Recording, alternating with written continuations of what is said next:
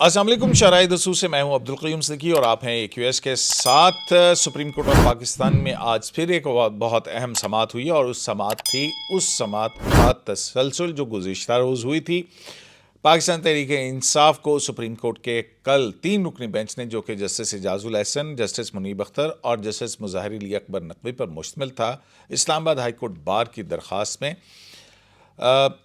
जो कल गुज़िश्ता रोज़ हुक्म पास हुआ था। और उसका हुक्म का कहन में यही था कि पाकिस्तान तहरीक इंसाफ के वकला जो हैं उन्होंने टॉप लीडरशिप से हिदायत लेने के बाद G9 और H9 के दरमियान वाक़ई ग्राउंड में जलसा करने की इजाज़त दी। सुप्रीम कोर्ट के हुक्म पर सुप्रीम कोर्ट ने कहा कि इंतज़ामिया वहाँ पर वो जलसागाह जो है उसके इंतज़ामात करे सिक्योरिटी के। लेकिन उसके बाद क्या हुआ कि उसके बाद जो टॉप लीडरशिप है यानी इमरान खान, उन्होंने ऐलान कर दिया कि वो डी चौक के अंदर ही आएंगे। तो उसके बाद जो है देखा जो हालात हुए जिस तरह से दरख्तों को आग लगाई गई और जो सारा एक हंगामा आराई बर्पा हुई, उस हवाले से फोर्सेस ने जो है वो टीयर गैस और वो इस्तेमाल किया। ज़ख्मी भी हुए लोग और निजी और सरकारी इमलाक को नुकसान भी पहुंचा। आज फिर उसके बाद जो है वो वफाकी हुकूमत की तरफ से एक अदालत के अंदर दरख्वास्त दाखिल की गई गुज़िश्ता रोज़ के हुक्म और अदालती यकीन दहानियों के बाद।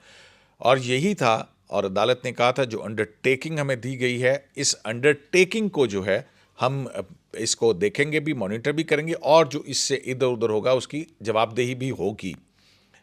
अब जब जवाबदेही का वक्त आया तो आज सुबह फेडरल गवर्नमेंट ने, अटॉर्नी जनरल पाकिस्तान ने एक दरख्वास्त दाखिल की और कहा कि अदालत के गुज़िश्ता रोज़ के हुक्म के पर अमल दरामद नहीं हुआ और उसकी जो जो खिलाफ वर्जी हुई है वो हम अदालत के इल्म के अंदर रखते हैं। और ये अटॉर्नी जनरल ऑफ पाकिस्तान ने दरख्वास्त दाखिल की।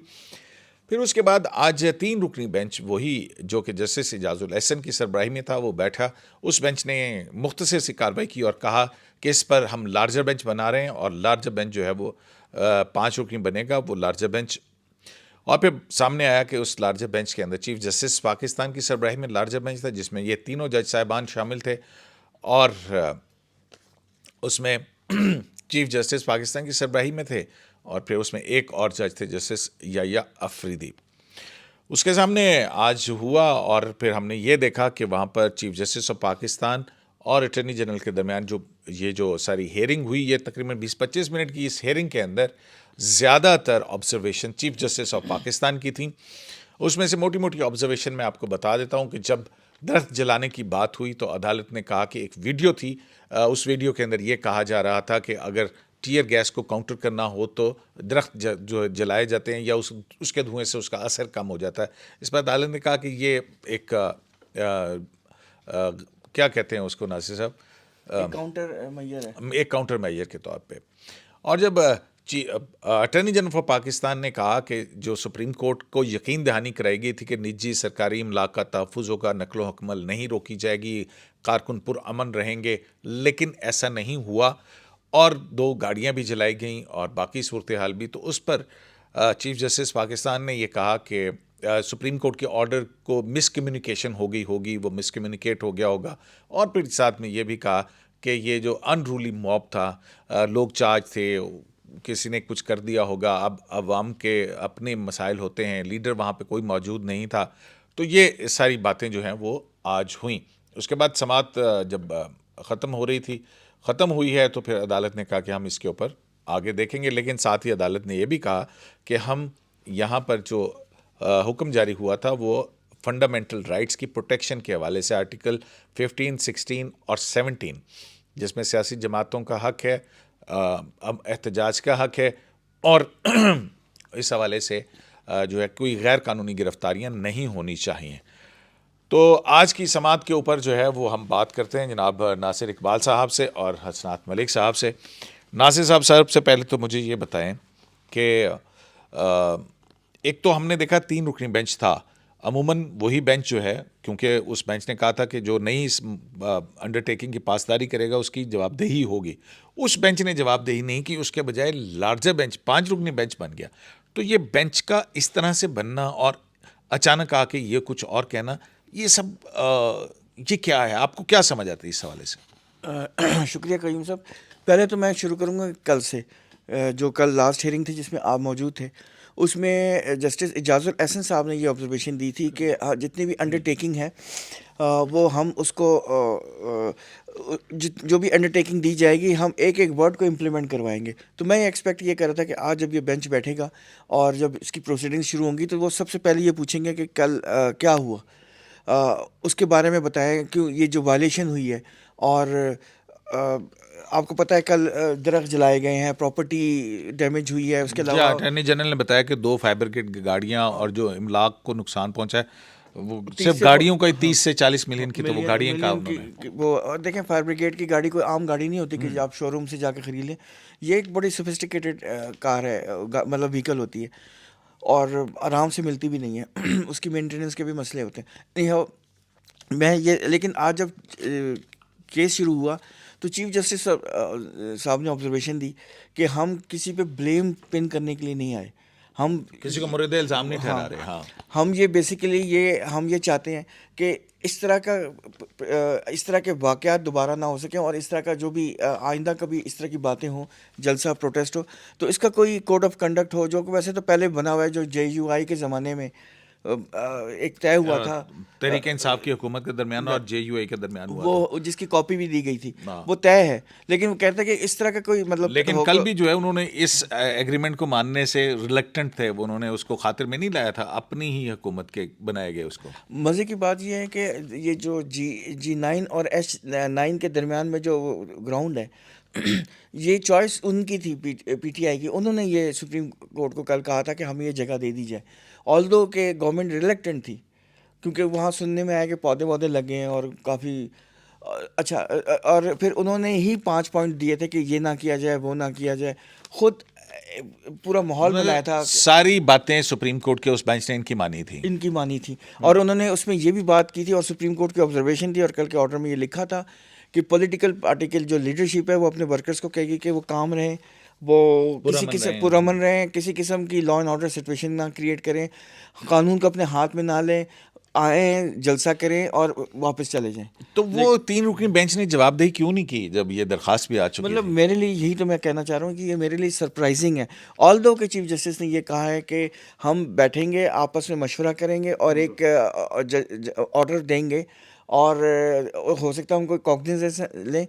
और उसमें हम ये भी देखेंगे कि इस वक्त चूँकि टेम्पर जो है गुस्सा अवाम में और दूसरे लोगों में और टेम्पर्स बहुत हाई और पोलराइजेशन बहुत एक्सट्रीम लेवल पे है, तो इस वक्त अप्रोप्रिएट नहीं है, लेकिन हम ये ऑर्डर देंगे। अच्छा, और तो उसमें नासिर उन्होंने साहब, ये वैसे हम देखें तो अदालत कहती है कि बाहर क्या हुआ, अदालत के बाहर हमारा उससे कोई ताल्लुक नहीं है, और नहीं होता। बिल्कुल ठीक बात है। लेकिन आज चीफ जस्टिस पाकिस्तान ने ये कहा कि हम इस सारी सूरत को देख भी रहे थे, हम इसको टेलीविज़न चैनल्स पे भी देख रहे थे, और फिर चीफ जस्टिस ने ही ये कहा कि ये दरख्त जलाने के हवाले से जो एक डिफेंस दिया कि बेजनाब ये दरख्त जलाने के हवाले से, और फिर उसके बाद जो है वो कहना कि मिसकम्युनिकेशन हो गई होगी, और फिर ये कहना कि जो मॉब था या लोग आए थे वो अनरूली थे।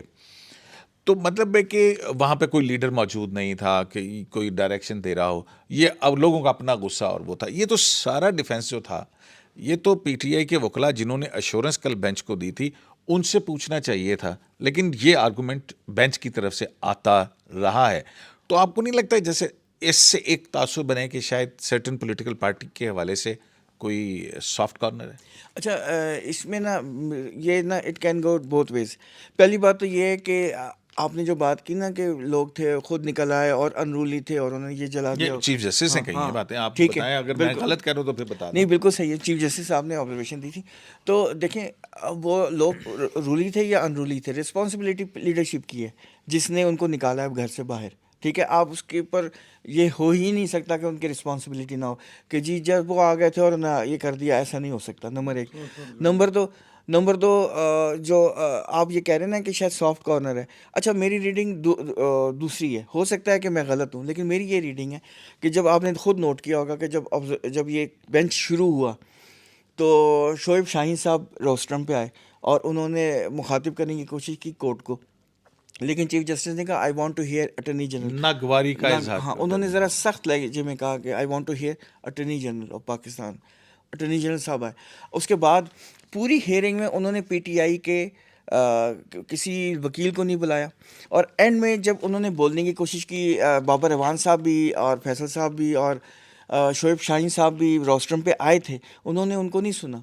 अच्छा, इससे और एक ऑब्जर्वेशन भी दी कि वी ऑलवेज टेक। लेकिन वो जब उस पे अटॉर्नी जनरल ने कहा कि जनाब ये देखें, ये कोड ऑफ कंडक्ट क्या, ये चोर और डाकू और इस तरह के लफ्ज़ जो हैं वो इस्तेमाल करते हैं, उस पर भी अदालत ने नागवारी का इजहार किया। उन्होंने कहा नहीं, हम ये नहीं सुन सकते, नहीं, ये बातें ना हमारे सामने ना जो करें। मेरा पॉइंट है, मैं वो कहना चाह रहा हूँ कि चीफ जस्टिस ने हेयरिंग के दौरान ये किया था कि हम जो वकील के वर्ड्स हैं, चूंकि वो उनकी रिस्पेक्ट है, ब्लैक कोट्स होते हैं, तो हम उनकी के वर्ड्स को पूरा ट्रस्ट करते हैं और उनको उसी मानों में लेते हैं जिस मानों में वो बोला जा रहा हो। तो इससे आप, मेरा ये ख्याल है कि मुझे लगा कि बेंच ने आज नागवारी का मुजाहरा किया या इजहार किया, मिसट्रस्ट का इजहार किया कि उनको सुना नहीं है। क्योंकि उन्होंने कहा लेकिन कि क्या किसी को सुनना भी नहीं चाहिए? नहीं, उन्होंने देखे ना, उन्होंने कल क्या कितना सुना था। मेरा ये ज़ाती ख्याल है कि उन्होंने ना सुनने की वजह ये थी कि बेंच को गुस्सा था या एंग्विश में थे, कि उन्होंने इसलिए गुस्से का इज़हार किया कि कल आपने जितनी कमिटमेंट्स दी क्या थी। बेंच को गुस्से का इजहार, गुस्से में था नहीं, कैसे? मतलब आप तो यार क्या कर रहे हैं नासिर साहब? अगर ये था तो फिर तो वो जुडिशल मिसकॉन्डक्ट नहीं हो जाएगा इसमें? मैं ये कहना चाह रहा हूँ कि कल जितनी भी एश्योरेंस दी गई थी लॉयर्स की तरफ से, एक पे भी अमल नहीं हुआ। आपने कहा कि जी हमें वो श्रीनगर हाईवे पे दे दें जगह। आपने कहा कि हमारे वर्कर्स नहीं काम रहेंगे और कोई इस तरह लॉ एंड ऑर्डर का क्रिएट नहीं करेंगे। और इमरान खान साहब का जो उन्होंने मल्टीमीडिया में दिखाया भी, इमरान खान साहब ने कहा कि डी चौक में पहुंचे, सुप्रीम कोर्ट ने हमारे हक में डिसीजन दे दिया। उसी पे तो चीफ जस्टिस ने कहा कि ये कम्युनिकेशन का इशू होगा उनको इस तरह। अच्छा असनाद साहब, ये जो सूरत हाल बन रही है, जिस तरह से बेंचेस बने, कल बना, फिर उसके बाद फिर वो हुआ, और कल तो आईजी की भी बड़ी क्लास हुई, मुजाहिर नकवी साहब ने तो उनको हुक्म दिया कि जाओ जाके इंतजामात करो, जब वो कहते हैं कि जनाब ये जत्थे यहाँ पहुँच रहे हैं। तो ये सारा वो 3 रुकनी बेंच, फिर ये बेंच, और फिर 5 रुकनी बेंच, और 5 रुकनी बेंच में सिर्फ अटर्नी जनरल को जो है वो सुनना और इनको ना सुनना, ये क्या सूरत हाल बन रही है? ये बात ठीक है कि आइन के तहत अदालत आइनी हकूक़ की मुहाफ़िज़ है, बिल्कुल ठीक बात है। बग़ैर किसी जुर्म के FIRs नहीं कटनी चाहिए, सियासी जमातों के कारकुनों को और लीडरों को गिरफ़्तार नहीं करना चाहिए। तो ये तो सारी चीज़ें हैं। तो हुकूमत की तरफ से भी एक्सेसिव मेजर्स नहीं कहीं लिए गए थे? देखिए, ये जो आज का बेंच है और जो प्रोसीडिंग मैंने देखी वो ये थी कि chief justice Umar Ata Bandial justify कर रहे थे कल का आर्डर और कल की प्रोसीडिंग जो 3 दफ़ा 3 वक्फों में हुई। और चार हाँ, और उन्होंने बताया कि ये प्रोटेक्शन के लिए और फंडामेंटल राइट के लिए कितना इम्पोर्टेंट है और लोगों के राइट की बात कर रहे हैं। अब हर आदमी की 184(3) जो पब्लिक इंटरेस्ट लिटिगेशन में अपना है कि कितना क्या इस्तेमाल करना चाहिए। अब देखें, ये जो आर्टिकल 15, आर्टिकल 16, 17 का चीफ जस्टिस साहब बात कर रहे थे कि जी प्रोटेस्ट का राइट ये एब्सोल्यूट तो नहीं है, इनके साथ कुछ चीज़ है ना। आप सुप्रीम कोर्ट की जजमेंट है फैज़ाबाद धरना में, आप देखेंगे क्या वो इस जजमेंट को इंडोर्स करेगी या कोई अलग इसका व्यू लिया जाएगा। तो फैज़ाबाद वो धरना judgment है में कि इस किस्म के मॉब के हवाले से या इस किस्म की इंसाइटमेंट अगेंस्ट गवर्नमेंट जो है उसके हवाले से क्या कहा गया है? गाइडलाइन है, जो बेन जिस था वो ये था कि आप इस तरह का जत्था लेके प्रेशर डाल के लेजिटिमेट गवर्नमेंट को टॉपल नहीं कर सकते, ओवरथ्रो नहीं कर सकते। और ऐसा करना जो है वो Very well. सेडिशन के अंदर आता है। हाँ, तो ये जो चीज़ है ना, मैं कह रहा हूँ कि वो यही हो रहा है इस मुल्क में जो 2014 से, कि जो जिसके पास जत्थे होते हैं, कल्ट है ना, सीधी बात है। अगर 50-60 हज़ार बंदा तो तरुल कादरी साहब के पास भी था, इससे ज़्यादा बंदा तीसरी बड़ी लार्जेस्ट पार्टी थी TLP के पास था। तो ये इस तरह तो अगर अलाउ कर दिया गया कि जी अगर लोग ले आएंगे बंदे मुजाहरे और अपने डिमांड और कि जी हुकूमत ख़त्म करो, ये वो करो, इस तरह मेरा ख्याल है कि ये चीज़ें सुप्रीम कोर्ट को भी इस पे वो जो TLP का जलसा साहब, वो भी इजहार राय का ही जलसा था, वो भी एक प्रोटेस्ट कर रहे थे हुकूमत के उन इकदामात के खिलाफ। देखिए मसला तो उस पे तो तहरीक इंसाफ की हुकूमत ने पता नहीं क्या कुछ कहा था। देखिए, सुप्रीम कोर्ट हमेशा कहती है कि हम सिस्टम को मजबूत कर रहे हैं, और उन्होंने पिछली आप देखें तो वो जो वोट ना काउंट करने वाली बात की, डिफेक्टिंग 63A पे जो सदारती रेफर, वहाँ भी उन्होंने पार्लिमानी पार्टी को मजबूत करने की बात की। तो ये जो इस तरह जितों को आप प्रोटेस्ट की, उनका जो फंडामेंटल राइट को मान के, तो उनके जो इलिजिटिमेट अनकॉन्स्टिट्यूशनल जो डिमांड है, अगर वो इस तरह होंगी तो मेरा ख्याल है कि ये मुनासिब नहीं है। सुप्रीम कोर्ट को उम्मीद है कि ये जो लार्जर बेंच आर्डर देगा, जजमेंट देगा, इसमें जूरिस्प्रूडेंस जो इवाल्व होगी, उसमें एक तो फैज़ाबाद धरना की जो गाइडलाइन थी केस में, जो जस्टिस काजी फैसल तहरीर, उनको इंडोर्स करना चाहिए और अपना तरफ से भी चीज़ों को करना चाहिए कि ये हर एक को ये जो प्रोटेस्ट का बगैर इख्तियार सुने है, मतलब उसके unfettered। ऊपर वो किए हुए सारा कुछ। देखिए 184(3) में इनका ट्यूटोरियल प्रोसीडिंग होती है, प्रोबोनो, उन्होंने बार ने कर दिया, अब और क्या सुनना था।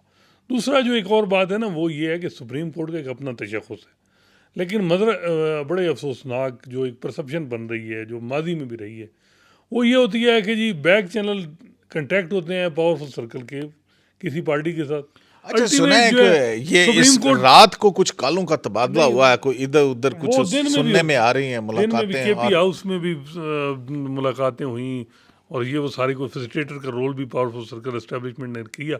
लेकिन मैं ये कह रहा हूँ कि सुप्रीम कोर्ट को अपना तशख़्ख़ुस बरकरार कर, सुप्रीम कोर्ट को ये परसेप्शन नहीं देनी चाहिए कि यहाँ बांग्लादेश मॉडल, जिस तरह कुछ हमारे सीनियर सहाफ़ी, मैं नाम नहीं वो कहते हैं कि सुप्रीम कोर्ट और एस्टेब्लिशमेंट अब हुकूमत बनाएगी केयर टेकर। मैं कह रहा हूँ कि सुप्रीम कोर्ट क्या मतलब 184(3) में जी बड़ा इख्तियार है मतलब चीफ जस्टिस के पास, लेकिन उसका एक अपना तशख़्ख़ुस है, वो इन मामलात में कैसे सुप्रीम कोर्ट को आप डालें।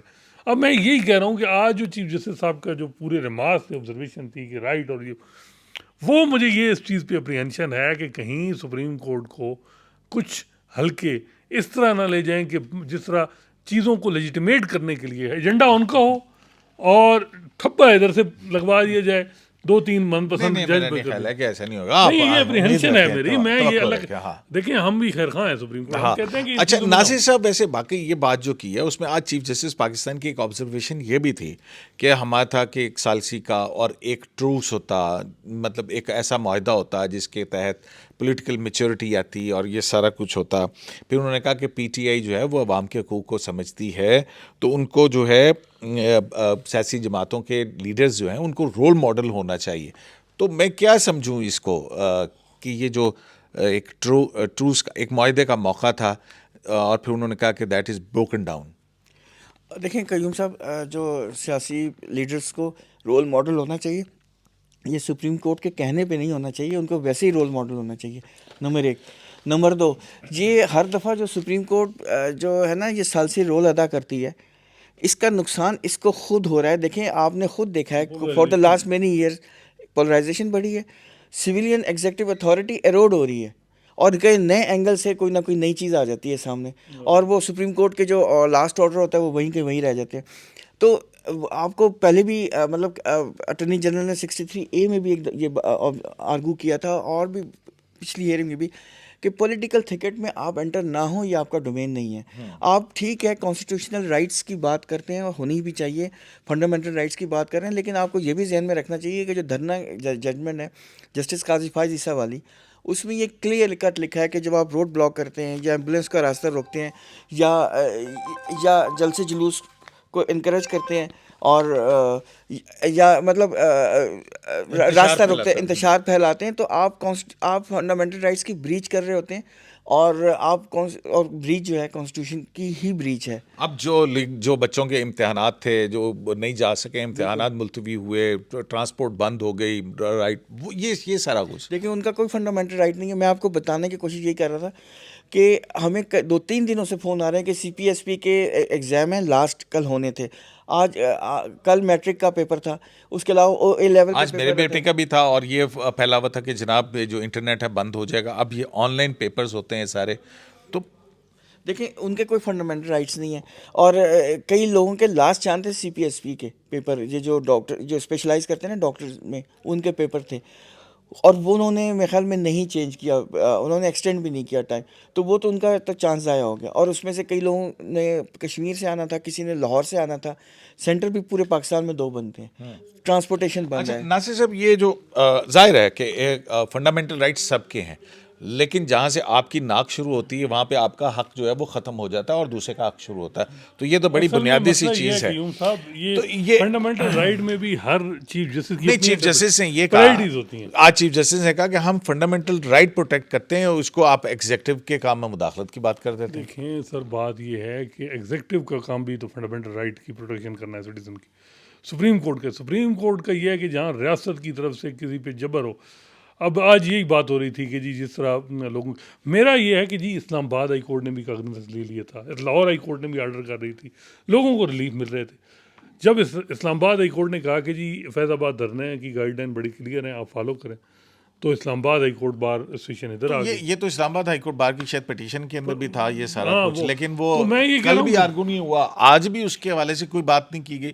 नासिर साहब, कहीं ऐसा तो नहीं कि सुप्रीम कोर्ट का 5 रुकनी बेंच कुछ और करे और फिर वो 2 रुकनी बेंच में जो गाइडलाइंस हैं या जो चीज़ें हैं वो, क्योंकि जब भी प्रेसिडेंट होगी तो वो 5 रुकनी बेंच की होगी ना, 2 रुकनी बेंच तो वैसे गैर मौसर हो देखिए, जाएगी। आपको ऐसा खतरा नजर आता है? नहीं, चीफ जस्टिस साहब ने आज एक तो कहा है कि हम बैठेंगे, हम मशवरा करेंगे और एक ऑर्डर हो सकता है दें, और ये जो कल वायलेशन हुई है इसकी कॉग्निजेंस भी लें, और अगर ली तो फिर ये जो है ना ये प्रेसिडेंस बनेगी दूसरों के लिए भी, आइंदा के लिए ये ना किया जाए। और ये भी उन्होंने कहा कि हम ये भी देखेंगे कि जो वर्कर हैं वो लीडरशिप के at the behest of the leadership act करते हैं, और कल कोई लीडरशिप नहीं थी और उन्होंने खुद किया, तो ये भी मतलब इसकी रिस्पॉन्सिबिलिटी जाती लीडरशिप पे ही है, जो मर्जी आप कर लें। नहीं, वो अच्छा, डायरेक्शन दे रहे थे। उन्होंने कोर्ट ने ये भी कहा है कि जनाब जो सुप्रीम कोर्ट और अवाम जो हैं जो जो सारा कुछ हो रहा है वो देख रहे हैं, और पार्टी जो है वो अदालत के अहकाम में, जो पार्टी अदालती अहकाम की खिलाफ वर्जी करती है वो देख रहे हैं। और फिर उन्होंने कहा कि हाँ, अवाम की विल से पाकिस्तान के अवाम जो हैं वो सुप्रीम कोर्ट के फिर अहकाम पर अमल दरामद करेंगे। नहीं, ये भी देखें, बात, वो बात ठीक है, लेकिन सुप्रीम कोर्ट का जजमेंट आया था स्पीकर रूलिंग के हवाले से, और उन्होंने कहा इमरान कि खान इसके साहब लिए रात- किसी को रेड लाइन जो है वो नहीं क्रॉस हाँ, करनी। रात 12 बजे तक वो जो जब गाड़ियाँ आई तो तभी इम्प्लीमेंट हुआ ना। थोड़ा डेटर्नेंस भी होता है, मैं ये नहीं कहता। माजी में तो एक वज़ीर आज़म नॉन इम्प्लीमेंटेशन पे कन्विक्ट हो गया था, यूसुफ रज़ा गिलानी। तो एक चीज़ ठीक है कि किसी के साथ ज़्यादती ना हो, सुप्रीम कोर्ट फोर्स कंटेम्प्ट की प्रोसीडिंग इस तरह ना इनिशिएट करे, और आज मकसद भी नहीं था। लेकिन दूसरी तरफ इमरान खान साहब नाराज़ हैं, इतना रिलीफ लेने के बावजूद भी वो कहते हैं कि ये सुप्रीम कोर्ट को 3 दिन पहले क्यों नहीं उसको ख्याल आया रिलीफ देने का, अब क्यों दे रही है, अब तो हमने प्रेशर डाला है। कल जब कहा गया कुछ PTI वालों को कि आप डी चौक ना जाएं, सुप्रीम कोर्ट ने, उन्होंने कहा सुप्रीम कोर्ट क्या, ये तो हमने खुद प्रेशर बनाया है, सुप्रीम कोर्ट का क्या है इसमें। तो ये मेरा ख्याल है कि सुप्रीम कोर्ट जब ये आएगी, और जब माशाल्लाह जहाँ क्योंकि यहाँ जो है क्राइटेरिया तो सेट नहीं है बेंचेस की कंपोजिशन का, सवालात उठते हैं सुप्रीम कोर्ट पे। हाँ, ये बेंचेस की तश्कील के हवाले से तो बहुत सारे सवाल और थे भाई कि हमेशा, why- और आज भी हमारे एक दोस्त हैं, उन्होंने एक ट्वीट की और फिर नहीं देखें, मैं वो ट्वीट लेकिन एक बात बताएं कि आपको मालूम है कि जो है ना हाइपर टेंशन है, दोनों साइड पे टेंशन है, इधर भी मतलब वो जो टेम्पर्स हाई है इधर भी हैं, टेम्पर्स हाई उधर भी हैं। आपको मालूम है कि गवर्नमेंट रिएक्ट करेगी फोर्सली, और रेड जोन को प्रोटेक्ट करना एग्जीक्यूटिव की जिम्मेदारी ही है। बहुत तभी तो रात को फिर फौज भी कॉल की गई, 245 सोफिस्टिकेटेड ऑफिसेज है ना, सुप्रीम कोर्ट है, पार्लियामेंट है। नहीं, लेकिन बात सुने, आपकी लीडरशिप ने क्यों बच्चों को और ख्वातीन को निकलवाया सड़क पे बतौर ढाल? बतौर ढाल गलत बात है ना। क्या उनके फंडामेंटल, बच्चों को क्या पता कि हम जहाद करने जा रहे हैं या हम आज़ादी लेने जा रहे हैं। वो बेचारे तो आप माँ बाप ने कहा चलो वो चल पड़े।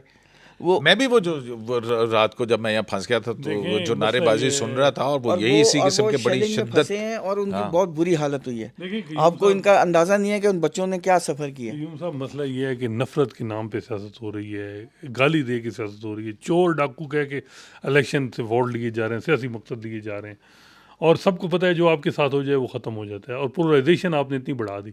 इसमें अब सुप्रीम कोर्ट पोलराइजेशन जब इस तरह की है, वो जो आज कह रहे हैं टेम्परेचर बढ़ा ही है, तो वहाँ आप जब इस किस्म के मामलात उठाएंगे, और उसमें भी बेंचेस की कंपोजिशन में कोई क्राइटेरिया तो है नहीं, बड़ा वाज़ेह है कि हमने देखा है कि high profile cases bench number 4 में लग रहे हैं। तकरीबन 2022 बेंच में नंबर 4 क्या मतलब? जस्टिस एजाजुल हसन साहब जिसकी सरबराही कर रहे हैं, इसमें कोई शक नहीं, वो बहुत मेहनती जज हैं, फाइल तैयार पूरी उनको पता होती है कि आज इस केस में क्या है, और उसी वक्त डिटेल ऑर्डर भी करा देते हैं। लेकिन जब हाई प्रोफाइल बिल्कुल बड़े मेहनती जज हैं वो, उन्होंने जो वो बनीगाला रेगुलराइज करने का डिटेल्ड ऑर्डर जारी कर दिया कि नहीं? आज 2-2.5-3 साल होने को आए। वो मेरा ख्याल है साकिब निसार साहब लीड कर रहे थे बेंच को। हाँ, तो साकिब साहब का बेंच था ना, अब उसमें आप ये तो नहीं बेंच के कह सकते। साबिक, लेकिन लिखना तो अब यही है ना, उस बेंच का हिस्सा सर तो ये बात यही मैं कह रहा हूँ कि अगर आप कहेंगे ना कि फलां जज नहीं बैठेगा कि उसकी कोई वो है, तो फिर और बहरहाल ये जजेस में भी perception दूर होना एक चाहिए ना। जजेस की बारे में भी दस्ताने हैं, 5 साल की लिस्टें हैं पूरी पूरी कि किन किन केसेस में वो बैठे रहे, किन किन पार्टीज के साथ उनको भी मामला है।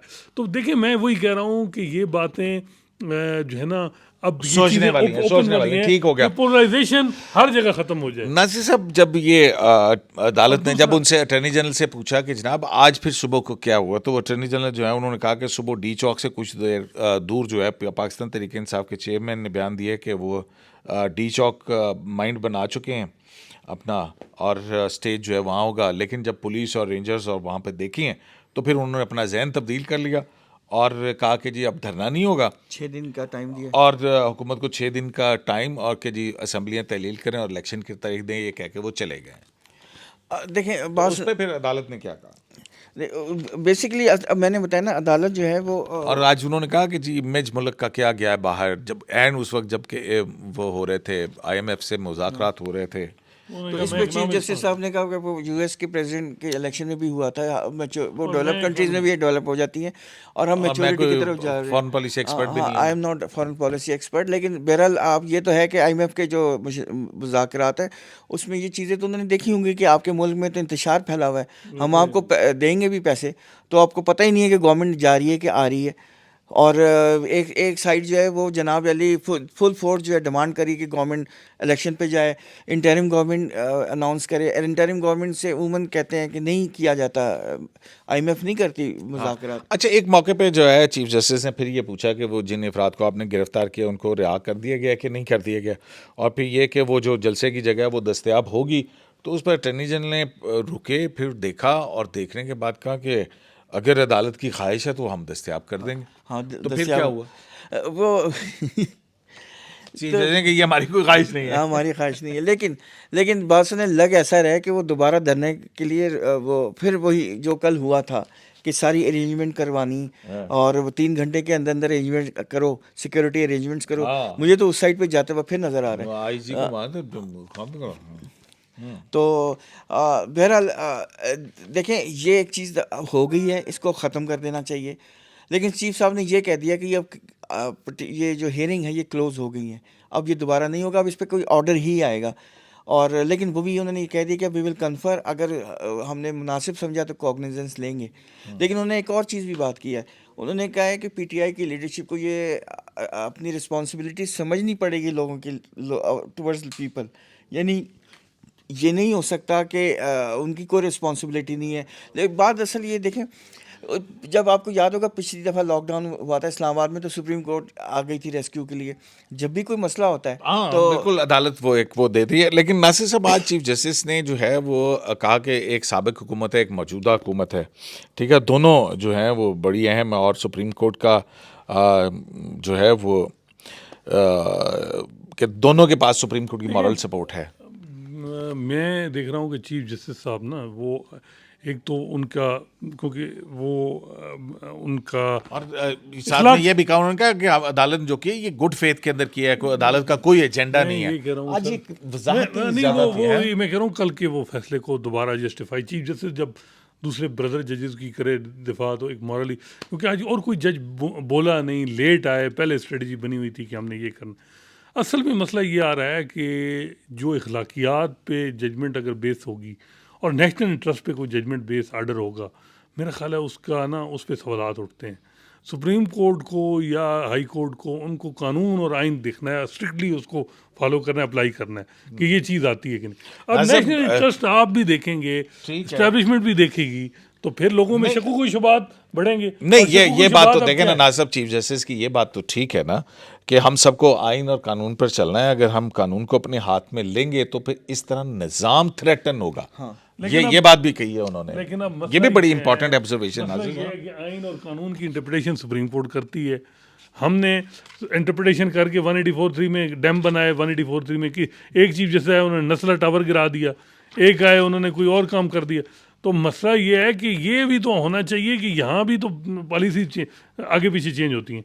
अब मसला ये आ रहा है कि आप एक देखें, अब जो जितने भी इमरान खान साहब हैं ना, वो टाक कर रहे हैं एस्टेब्लिशमेंट के साथ, एस्टेब्लिशमेंट उनके साथ, और वो ये कह रही है कि नहीं इलेक्शन कह रहे हैं वो तो फोन बंद कर दो, मैं कोई ट्रैप नहीं है, ये नहीं नहीं नहीं। है, वो अब फिर वो जो प्रेस खटक ने आज, आप एक दोस्त बता रहे थे जो कि बैकडोर राब्ते भी हो अब रहे हैं। फैसिलिटेटर कौन है। अब मैं ये कह रहा हूँ कि जब ये सारा चीज़ें हो रही हैं ना, तो सुप्रीम कोर्ट को अपना कंधा फराम नहीं करना चाहिए किसी भी भी तरह। किस्म की हाँ कि भाई जरूरत है वो कोई बंदा फारिग भी एंटी सुप्रीम कोर्ट नहीं, परसेप्शन जो है वो नहीं मतलब है कि कोई काम भी एजेंडा हो लेकिन किसी ये का भी। सारे को मामला जब आएगा तो हल तो अदालत को करना पड़ेगा। लेकिन बहरहाल बहुत शुक्रिया, आपका टाइम जो है ना, बढ़िया वो हो गया बाद में नासिर लेकिन साहब। Line of disputes- length Qayyum हाँ, साहब बाद ये में। नहीं होनी चाहिए कि यार एस्टेब्लिशमेंट और सुप्रीम कोर्ट की जो जिस तरह मैं वही बता रहा हूँ ना, बांग्लादेश मॉडल की तरफ की जो खदशात हैं वो नहीं होने चाहिए। बिल्कुल वो नहीं होनी चाहिए, वो परसेप्शन दूर होना चाहिए। नासिर साहब आप नहीं ठीक है। बिल्कुल होना चाहिए, बट ठीक हो गया साहब। बिल्कुल जैसा कि समाअत के अख्ताम पर चीफ जस्टिस पाकिस्तान ने कहा कि ना सिर्फ जो इस वक्त जो हालात बने हुए हैं ये सारे जो हैं इसमें ना सिर्फ सियासी जमातें बल्कि शहरी जो हैं उनको भी समझना होगा कि मुल्क इस तरह के इख्तलाफात और कॉन्फ्रंटेशन से इसको नुकसान पहुंचेगा, और अगर हम आइन और कानून पर नहीं चलेंगे तो फिर उससे निज़ाम को धचका, खदशा, ख़तरा, थ्रेटन का लफ्ज़ इस्तेमाल किया होगा। तो अगर हम देखें अभी हाल ही में स्पीकर रूलिंग में सुप्रीम कोर्ट ऑफ पाकिस्तान ने साबका सियासी जमात के स्पीकर के हवाले से कहा कि वो गैर आइनी इक़दाम था, और फिर हमने ये भी देखा कि उसी आइन के ऊपर अमल दरामद कराने के लिए सुप्रीम कोर्ट रात को 12 बजे खुली थी। अब ये सारी सूरत हाल है। अब वो जो एक सियासी जमात जो है अदालत में कमिटमेंट देती है और कमिटमेंट देने के बाद फिर उसके बरक्स आती है, तो क्या हम यही देखते रहेंगे कि अनोखा लाडला खेलन को मांगे चांद वाली सूरत हाल है। देखते हैं कि सुप्रीम कोर्ट ऑफ पाकिस्तान आज की कार्रवाई के बाद क्या हुक्म जारी करती है। शराय दस्तूर से अब्दुल करीम सिद्दीकी को AQS लाइव से इजाज़त दीजिए। अल्लाह निगहबान।